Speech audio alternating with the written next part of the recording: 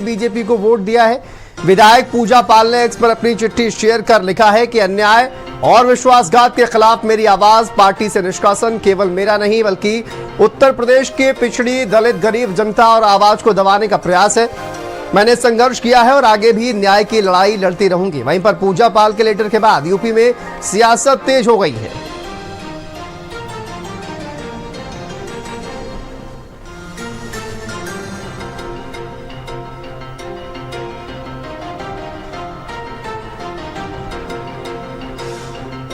तो देखिए अखिलेश यादव को एक लेटर लिखा गया है जिसमें आप देखिए पूरा एक सीक्वेंस है, आप समझिए किस तरह से विधानसभा में पूजा पाल के द्वारा सीएम योगी आदित्यनाथ की तारीफ की गई और उसके बाद समाजवादी पार्टी से पूजा पाल को निष्कासित किया गया। पूजा पाल का ये जो लेटर है वो सामने आया है और उन्होंने सोशल मीडिया पर इसको शेयर किया है।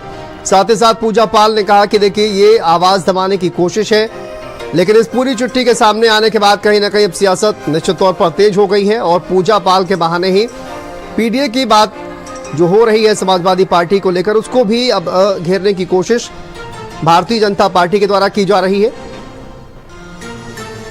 अखिलेश यादव से कई सवाल इस पत्र के जरिए किए गए हैं। सोशल मीडिया पर ये चिट्ठी देखिए डाली गई है, पोस्ट की गई है। पूजा पाल की ओर से बड़ा आरोप भी लगाया गया है उनके द्वारा। चलिए आगे बढ़ते हैं, खबर कासगंज से है जहां पर मुख्तार अंसारी के छोटे बेटे उमर अंसारी की जेल बदल दी गई है। आपको बता दें गाजीपुर से कासगंज जेल शिफ्ट कर दिया गया है। ये बड़ी खबर आपको बता दें, मुख्तार अंसारी के छोटे बेटे उमर अंसारी की जेल बदली गई है और गाजीपुर से कासगंज जेल शिफ्ट किया गया है। सुबह 5 बजे रवानगी हुई और अब्बास अंसारी के बाद उमर भी कासगंज में रहेगा। आपको बता दें फर्जी दस्तावेज के मामले में गिरफ्तार उमर को कोर्ट ने जेल भेज दिया है। कासगंज से खबर सामने आ रही है, मुख्तार अंसारी के छोटे बेटे उमर अंसारी की जेल को बदला गया है। गाजीपुर से कासगंज शिफ्ट किया गया है। सुबह 5 बजे रवानगी हुई और देखिए कासगंज जेल में ही अब उमर अंसारी रहेंगे।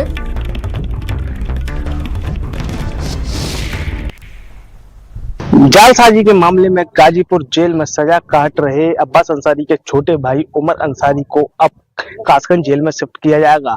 आपको बता दें, ये आप देख सकते हैं मेरे पीछे कासगंज जेल है, जहां पे अब से कुछ देर बाद दोपहर बाद बताया जा रहा है कि जो मऊ से विधायक अब्बास अंसारी हैं, उनके छोटे भाई उमर अंसारी अब कासगंज जेल में पहुंचेंगे। आपको बता दें कि एक जालसाजी के मामले में सजा काट रहे हैं गाजीपुर जेल में, जिसके बाद से कासगंज जेल में अब उमर अंसारी को शिफ्ट किया जाएगा। कल ही बस उमर अंसारी की जमानत याचिका खारिज हुई है, जिसके बाद से अब उन्हें गाजीपुर जेल से कासगंज जेल में शिफ्ट किया जाएगा। सुबह 5 बजे गाजीपुर से बताया जा रहा है कि उमर अंसारी को निकाल दिया गया है और दोपहर बाद 3 बजे के बाद बताया जा रहा है कि उमर अंसारी कासगंज जेल में पहुंचेंगे। मेरे पीछे आप देख सकते हैं कासगंज जेल है, जहां पे अंदर हाई सिक्योरिटी जेल मानी गई है, जिसके बाद हाई सिक्योरिटी जेल मानकर ही यहाँ पे उमर अंसारी को शिफ्ट किया जाएगा। अक्षय पालीवाल, भारत समाचार, कासगंज।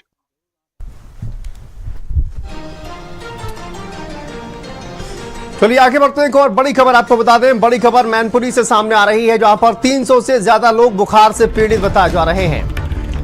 300 से ज्यादा लोग बुखार से पीड़ित बताए जा रहे हैं। लोगों ने घरों में ड्रिप चढ़ाई, अपना इलाज किया। बुखार से एक महिला की मौत की भी आशंका जताई जा रही है। मैनपुरी से बड़ी खबर सामने आ रही है, 300 से ज्यादा लोग यहाँ बुखार से पीड़ित हैं। आप देखिए किस तरह से लाइन लगी हुई है डॉक्टर से दवा लेने के लिए। झोला छाप के सहारे ये तमाम जो लोग हैं वो इलाज करवा रहे हैं। स्वास्थ्य विभाग ने कैंप लगाकर इलाज किया है। स्वास्थ्य विभाग का दावा है कि झोला छाप डॉक्टर खौफ फैला रहे हैं। यह स्वास्थ्य विभाग की ओर से दावा किया जा रहा है। प्राइवेट पैथोलॉजी लैब से सही रिपोर्ट नहीं मिल पा रही है। सांसद डिंपल यादव ने डीएम को पत्र लिखा है और तत्काल कार्रवाई की मांग की है। तो 300 से ज्यादा लोग आप देखिए अब बीमार चल रहे हैं। दूरभाष पे किसी व्यक्ति ने सूचना दी लगभग 10 बजे कि वहाँ पैरारपुर साहब में फीवर के मरीज हैं। इस पर त्वरित कार्रवाई करते हुए ब्लॉक के एमओआईसी को सूचित किया गया। उन्होंने रैपिड रिस्पांस मेडिकल टीम भेजी वहां गांव में, जो गांव में पूरे दिन रही और मेडिकल कैंप लगाया।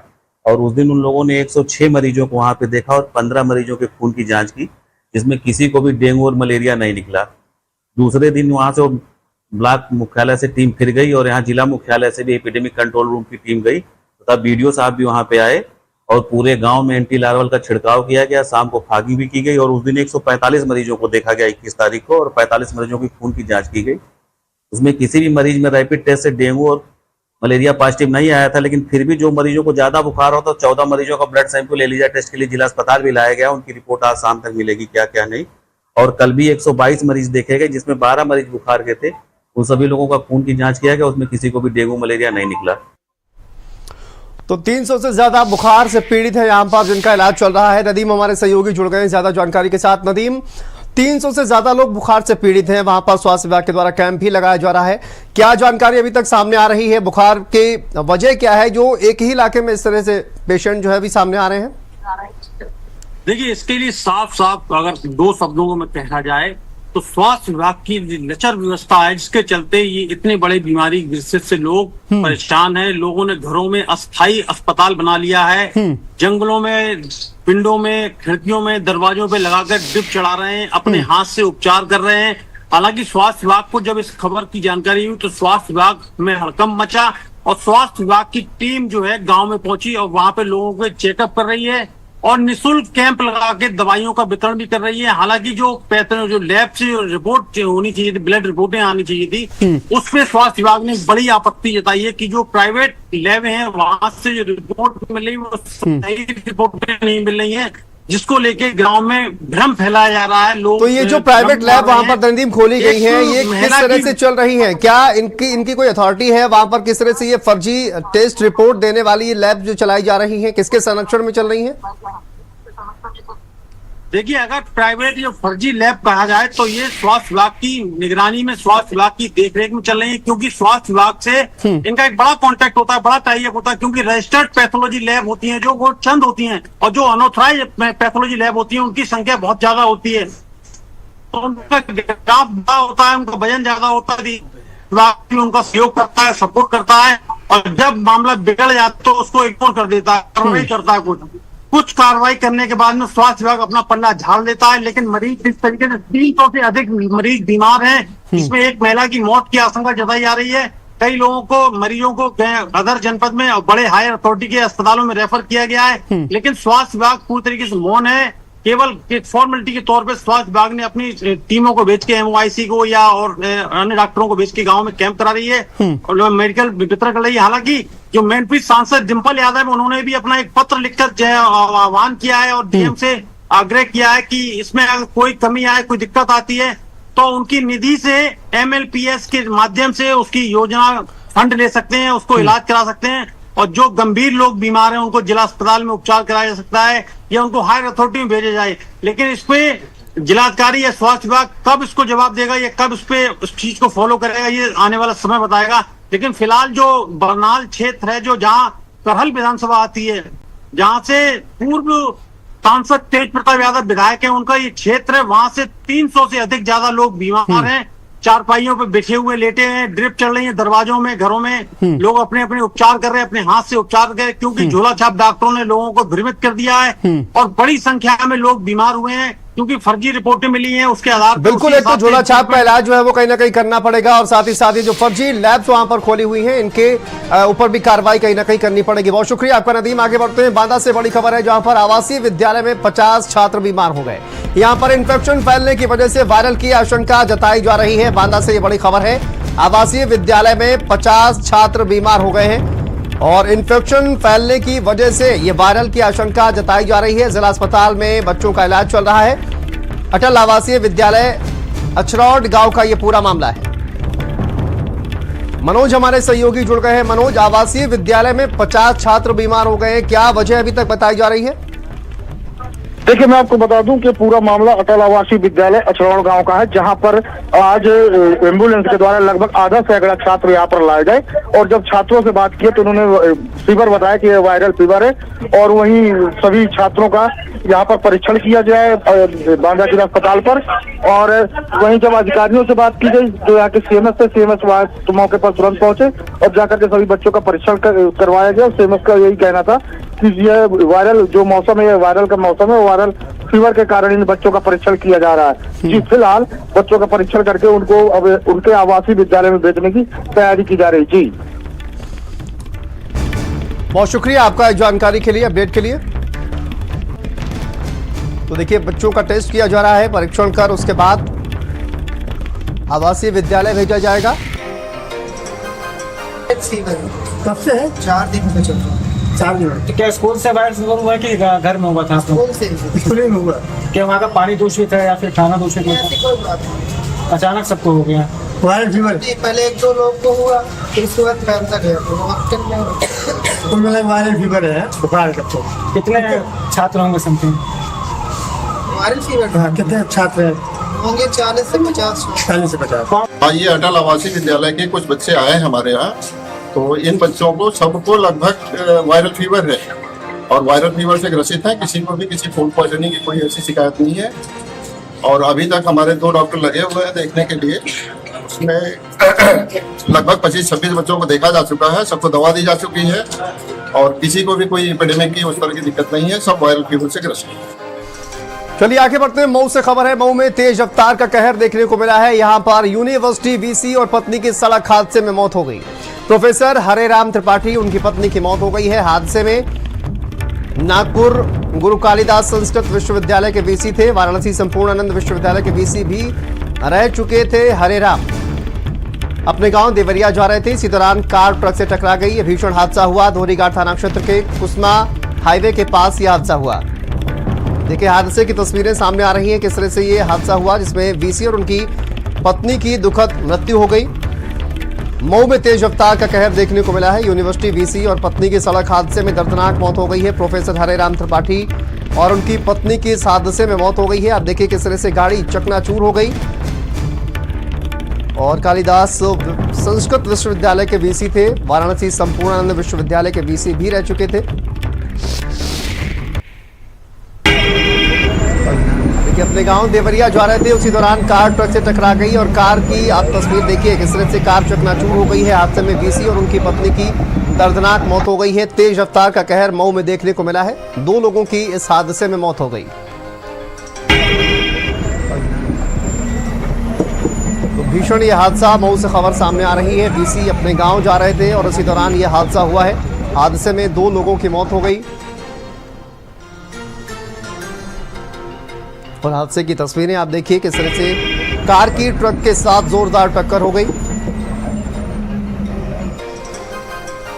चलिए आगे बढ़ते हैं। झांसी से खबर है। झांसी में बुजुर्ग महिला को डंपर ने जोरदार टक्कर मार दी, जिसमें महिला गंभीर रूप से घायल हो गई। ये पूरा हादसा कैमरे में कैद हो गया। आप ये तस्वीरें देखिए किस तरह से एक बुजुर्ग महिला को डंपर ने जोरदार टक्कर मार दी।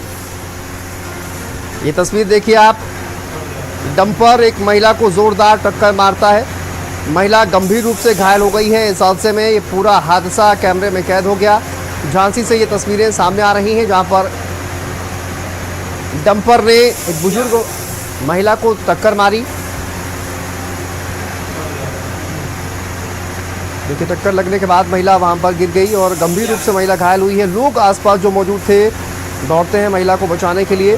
बताया जा रहा है महिला गंभीर रूप से घायल है जिसका इलाज चल रहा है। और ये पूरा हादसा सीसीटीवी कैमरे में कैद हो गया।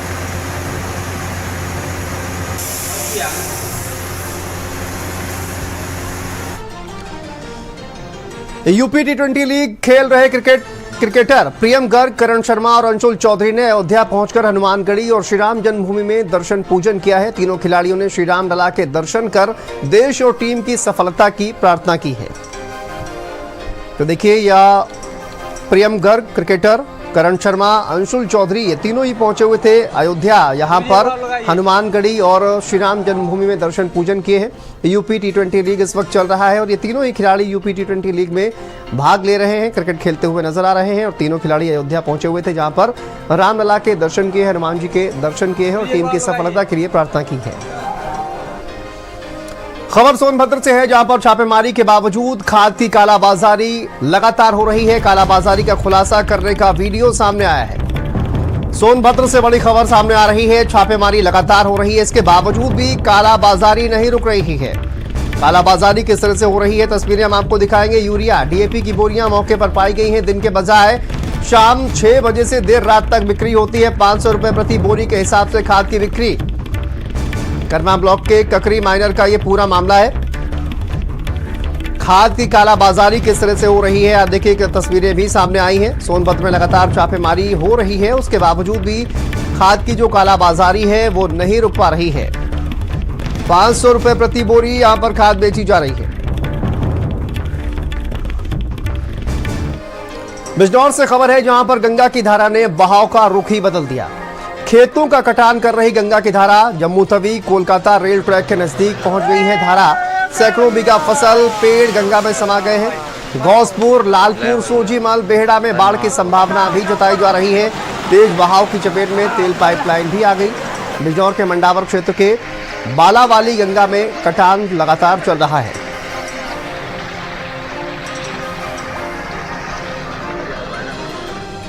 खबर एटा से है जहां पानी का निकास न होने से 8 मकानों में दरारें आ गई हैं। सालों पहले नालों पर अवैध अतिक्रमण कर लिया गया। नालियों के पानी की निकासी न होने से लोगों को परेशानी हो रही है। लोगों के मकान में दरारें भी आ गई हैं। 6 से अधिक लोगों के मकान में दरारें आ गई हैं। लोगों को मकानों के गिरने का अब डर सता रहा है। नगर पालिका के खिलाफ लोगों में नाराजगी है। जुलेसर के मोहल्ला घोसियान का ये मामला है। ये मेरा मकान है जो आप देख रहे हैं गिरने की स्थिति में आपको मौजूदा दिख रहा होगा। मैं नगर पालिका में कई बार शिकायतें कर चुका हूँ और कई बार ऊपर तक कार्रवाई करने की कोशिश कर चुका हूँ, पर आज तक मेरी कोई सुनवाई नहीं हुई। और हमारी गली में पानी की निकासी की व्यवस्था गड़बड़ होने के कारण ये मकान इस स्थिति में आए। क्या पानी की निकासी नहीं थी? पानी की निकासी है ही नहीं। आज मैं 56-57 साल का हूँ। मेरे जीवन में पहली बार इस बरसात में इस गली में 2.5 से 3 फीट पानी चला है। यहाँ एक्चुअली हुआ क्या है कि 1-2 लीकेज थी, वो सही करा दी गई है। हाँ, परंतु उसके लिए अब जय साहब आएंगे तो उसको देखेंगे क्या किस कारण ये मकान चट गए हैं। तो अभी ये सामने जय साहब से कह दिया बोल के आ रही है। गोबर वाले भी हैं, गाय पालन करते हैं और पशु का पालन करते हैं। उन लोगों को नोटिस दिए गए, आगे कार्रवाई की जा रही है। जैसे वो लोग नालियों में गोबर लाते रहते हैं। चलिए आगे बढ़ते हैं। लखीमपुर से एक बड़ी खबर सामने आ रही है जहां पर एक साथ 3 छात्राओं के जहर खाने से हड़कंप मच गया। लखीमपुर से खबर सामने आ रही है एक साथ 3 छात्राओं ने जहर खा लिया। घटना के बाद से हड़कंप मच गया। तीनों ही छात्राएं नाबालिग और दोस्त बताई जा रही हैं। इलाज के दौरान मेडिकल कॉलेज में एक की मौत हो गई है। 2 छात्राओं का अस्पताल में इलाज चल रहा है। जहर खिलाने के आरोपों की जांच में पुलिस जुटी हुई है। लखीमपुर से ये बड़ी खबर सामने आ रही है। शहर के प्राइवेट स्कूल की पढ़ने वाली ये छात्राएं हैं। 3 छात्राओं ने एक साथ जहर खा लिया। तीनों ही दोस्त बताई जा रही है। आखिर जहर किस वजह से खाया या खिलाया गया, ये तमाम आरोप लग रहे हैं। इसकी जांच पड़ताल की जा रही है। शारिक हमारे सहयोगी जुड़ गए। शारिक, की जो 3 छात्राओं ने एक साथ जहर खाया, इसके पीछे की क्या वजह है? आरोप भी कई लग रहे हैं, क्या सच्चाई है? हाँ बिल्कुल, देखिए ये पिछले 1 सप्ताह पहले का मामला बताया जा रहा है और ये 3 छात्राएं हैं जो आपस में दोस्त भी हैं और एक ही कॉन्वेंट स्कूल में पढ़ने वाली है जो शहर में स्थित है। जो एक पिता की तरफ से तहरीर आई है कि उनके जो बेटी है उसको जहर खिलाया गया उसके जो दोस्त थे उसकी तरफ से और उसके बाद वो फरार है। तो फिलहाल अभी जो जिसका मेडिकल कॉलेज में इलाज चल रहा था उस छात्रा की मौत हो चुकी है और दूसरे की गंभीर स्थिति बनी हुई है। अब जहर किन वजहों से खिलाया गया था, इन वजहों को जानने के लिए पुलिस जांच पड़ताल कर रही है और पूरे मामले की जिस तरह से तहरीर दी गई है उस मामले को गहनता के साथ पुलिस जांच पड़ताल कर रही है। चूंकि तीनों छात्राएं नाबालिग हैं तो ये और भी गहनता से इसमें मामले की कार्रवाई की जा रही है। शांतनु, परिजनों की ओर से क्या कुछ कहा गया है शारिक इस पूरे मामले पर? देखिए, परिजनों की तरफ से इसमें तहरीर दी गई है और आरोप लगाया गया है 2 छात्राओं पे। कहा गया है कि ये तीनों छात्राएं एक साथ 15 अगस्त को मिली थी। उसके बाद इन्होंने एक रेस्टोरेंट के पास में खाया पिया और जबरदस्ती जो एक छात्रा थी उसको जहर पिलाया गया। उसके बाद उसकी हालत बिगड़ी। उसके बाद उन लोगों ने उसको पहले प्राइवेट हॉस्पिटल में फिर मेडिकल कॉलेज में भर्ती कराया, जहाँ पर उसकी मौत हो गई। तो परिवार वालों का सीधा आरोप जहर खिलाने का है, लेकिन पुलिस अभी इस पूरे मामले में जांच पड़ताल में जुटी है। हर पहलू पर नजर बनाए हुए कि आखिर क्या वजह थी जिसकी वजह से ये जहर खिलाने का आरोप लगाया जा रहा है। चलिए, बहुत शुक्रिया आपका इस तमाम जानकारी अपडेट के लिए। चलिए आगे बढ़ते हैं। पीलीभीत से बड़ी खबर है जहां पर मोरंग गिट्टी भरे ट्रकों के खिलाफ अफसरों ने कार्रवाई की है। एसडीएम, सीओ, खनन अधिकारी, एआरटीओ इस दौरान मौजूद रहे और मोरंग से भरे 3 ट्रक सीज किए गए हैं। 2 ट्रकों का चालान किया गया है। ओवरलोड, बिना कागज मोरंग भरे बॉर्डर से ट्रक निकल रहे हैं। डीएम के निर्देश पर संयुक्त अभियान चलाया गया और संयुक्त अभियान के तहत ये कार्रवाई की गई है। अमरिया क्षेत्र के सितारगंज बॉर्डर पर यह कार्रवाई की गई। खबर ललितपुर से है जहां नवविवाहिता ने फांसी लगाकर आत्महत्या कर ली। ललितपुर के मजरा विघा की यह घटना है। ससुराल वालों पर हत्या करने का आरोप लग रहा है। हत्या कर शव लटकाने का आरोप लगाया गया है। हमारी जो भतीजी थी इसकी 3 साल पहले शादी की।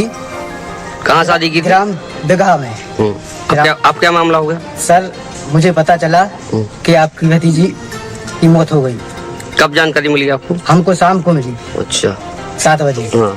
तो हम लोग गए यहाँ से, तो हम लोगों ने देखा तो मुझे आशंका है कि इन लोगों ने जान से मार दिया और बांध के लटका दिया। क्या फांसी लगा के खत्म हुई है भतीजी आपकी? नहीं, मुझे आशंका है कि इन लोगों ने मारा है। चलिए आगे बढ़ते हैं। बरेली से खबर है। बरेली में फैक्ट्री में मजदूर की ट्रक से कुचलकर मौत हो गई है। उसके बाद आक्रोशित परिजनों ने फैक्ट्री का घेराव किया है। आपको बता दें, समझौते के बाद चालक पर रिपोर्ट दर्ज की गई। जगदम्बा विनियर प्लाई फैक्ट्री में मजदूर था प्रद्युमन नाम का ये शख्स। फरीदपुर थाना क्षेत्र के हाईवे पर यह फैक्ट्री स्थित है और इसमें देखिए हादसा हुआ जिसमें मजदूर की ट्रक से कुचलकर मौत हो गई है। उसके बाद आक्रोशित परिजनों ने फैक्ट्री का घेराव किया है।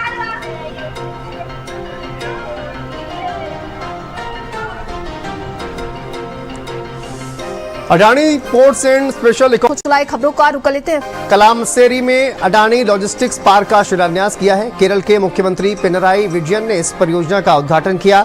70 एकड़ से अधिक क्षेत्र में फैला ये लॉजिस्टिक्स पार्क राज्य की औद्योगिक और आर्थिक तस्वीर बदलने की दिशा में एक अहम कदम माना जा रहा है। पार्क को इस तरह से डिजाइन किया गया है कि परिवहन लागत, घंटे, संचालन समय पर हो। E commerce, FMCG, pharma, automobile और रिटेल जैसे सेक्टर्स को सीधा फायदा मिले।